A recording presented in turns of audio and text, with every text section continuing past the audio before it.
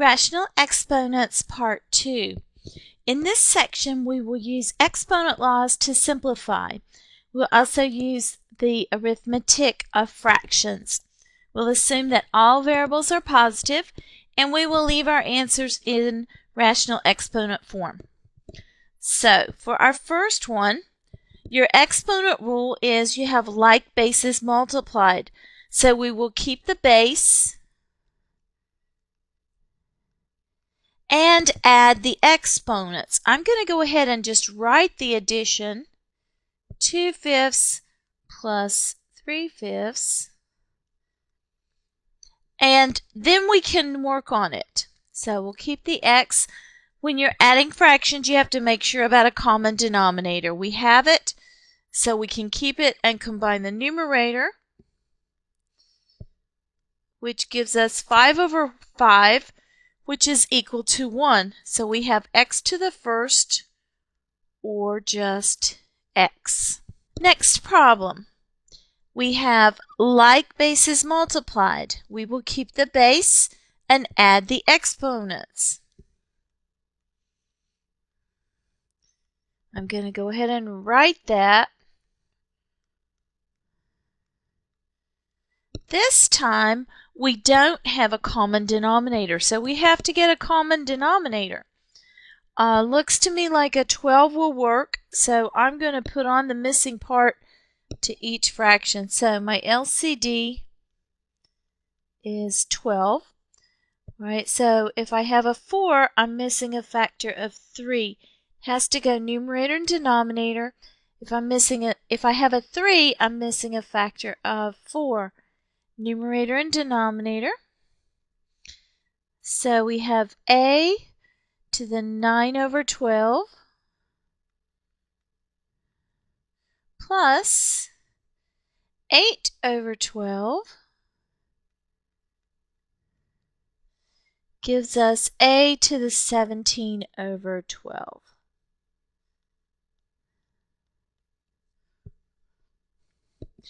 Right. Third problem. This one, we have a power raised to a power. Your rule is keep the base and multiply the exponents. So we're going to do a 4th times 3. And we'll just make it look like a fraction also. Nothing cancels on our diagonals. So this will be x to the 3/4. The next problem is a product to a power. We will apply that exponent to both pieces of the product. So we're going to have 3 to the 4th, x to the 1/2 to the 4th.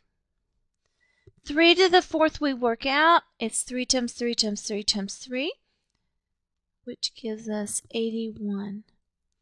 For the variable, we're going to keep the base and multiply those. And we can cancel the 2 on the diagonal. 2 will go into 2 once, and 2 will go into 4 2 times. So we have 1 times 2 is 2/1, or x squared. Next, we have a product to a power. We will take that outside exponent down with each piece. And also note here that your negative is on the inside. So we have -1 to the 2/3, x cubed to the 2/3, y to the 6th to the 2/3, and z to the -6 to the 2/3. For the -1 to the 2/3, we can switch to radical notation if that helps us.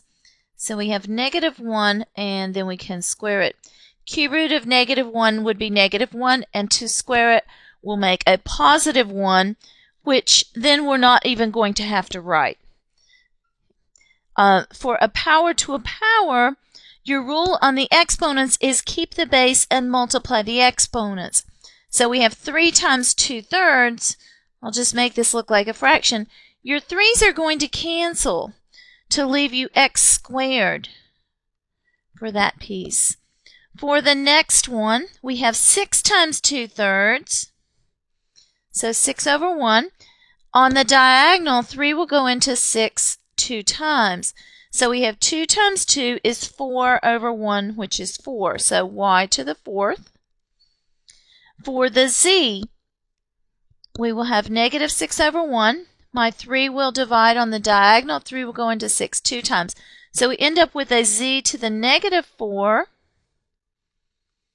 And we will have to move it to the denominator. So to simplify, we don't need to write the 1 anymore since we have something else on the numerator. And we will shift our z down and make the exponent positive. Our next problem has like bases divided or like bases as a quotient. Your rule is to keep the base and subtract the exponents. So we're going to keep the base, subtract the exponents, 1/5 minus 1/6. To work that out, you need a common denominator. Looks like a 30 would work. So we're going to work on each fraction to get a 30.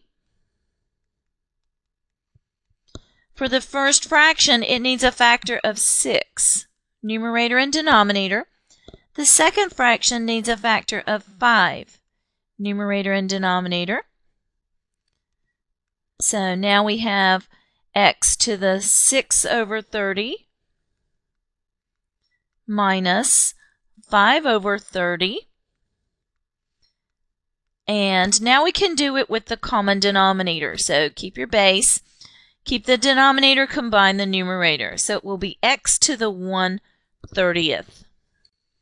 For this next problem, there are different ways that you can start because it has things to do on the numerator and then something to do on the denominator. I'm going to choose to go ahead and finish the numerator first. Those are like bases side by side. My rule is keep the base and add the exponents. I can see that I already have the common denominator.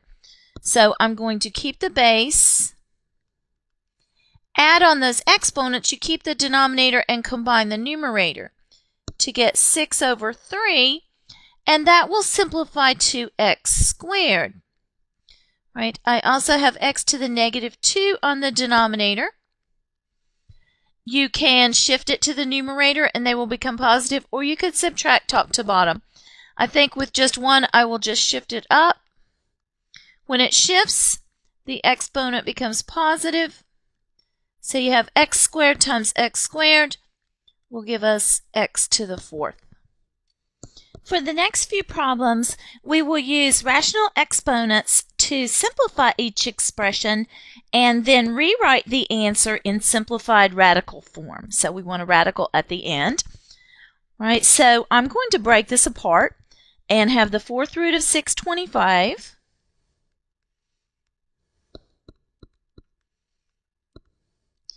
and the 4th root of x squared. 4th root of 625, do on your calculator. It is a perfect 4th power. The answer is 5.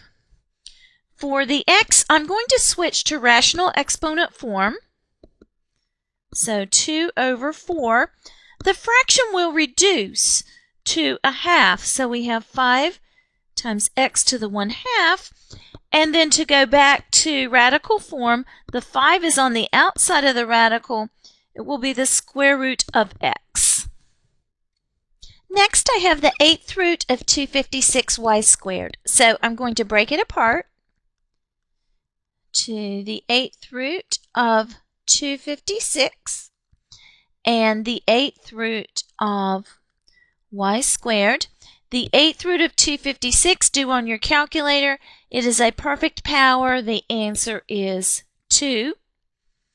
For the radical with the y, I'm going to switch to rational exponent form. So it is y to the 2 over 8, which will reduce to 1/4. So 2y to the 1/4. And we'll put back in radical form. The 2 is outside the radical. The y will go underneath with an index of 4. For our next problem, the cube root of 5 times the square root of 5, we could not multiply these in radical form because they have a different index. But we can switch to rational exponent form. So our first is 5 to the 1/3 times 5 to the 1/2. We have like bases there, so we can keep the base and add the exponents. Now, to add fractions, you need a common denominator. So our LCD will be a 6. To get a 6 on the first fraction, you need a factor of 2. To get a 6 on the second one, you need a factor of 3.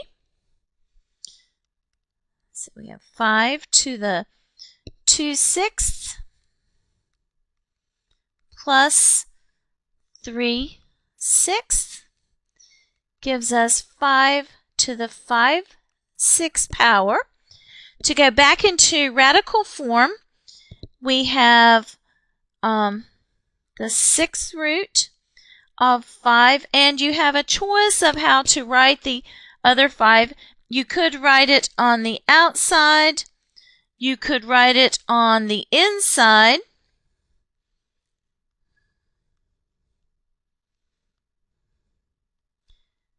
and you could work it out if you did that, which would give us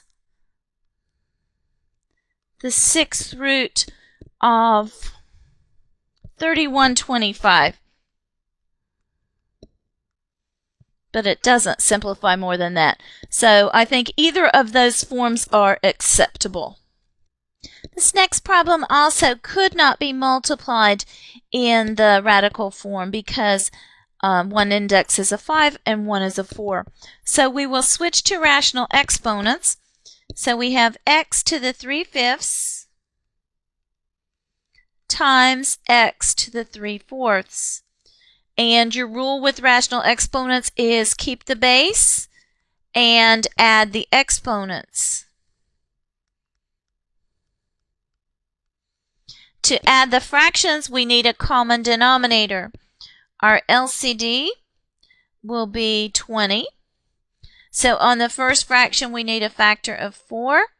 On the second fraction, we're going to need a factor of 5. So we have x to the 12 over 20 plus 15 over 20. This gives us x to the 27 over 20. We can go to radical form. So our index is 20, x to the 27, and the exponent underneath is higher than the index, so we can take an x out for 20 of those, and that will leave 7 x's underneath. This next problem cannot be divided as it is because they have a different index. So we will go ahead and switch to rational exponent form. We have y to the 3/4 over y to the 1/6. In the fraction form, you're going to keep the base and subtract the exponents. So we have 3/4 minus 1/6. You need a common denominator. So our LCD here, 12 would work. Both of those will go into 12. So for the 4, we need a factor of 3. For the 6, we need a factor of 2. So that will give us y to the 9/12 minus 2/12, which is y to the 7/12. Can go back to radical form. The index is 12, y to the 7th. And 7 does not have a common factor with 12, and it is less than the 12, so we will leave it there. For our last problem, we also have to switch to rational exponent form to be able to simplify. So we will. We have x to the 5/3 over x to the 1/4 as a quotient or as like bases divided. You're going to keep the base and subtract the exponents. So we have x to the 5/3 minus 1/4. You need an LCD. The LCD here will be 12. So for the first fraction, I need a factor of 4. The second fraction, I need a factor of 3. So I have x to the 20/12 minus 3/12 gives me x to the 17/12. I can go back to radical form. It's the 12th root of x to the 17. Now, 17 is higher than our index, so we can take an x out for 12 of those. And that will leave 5 underneath.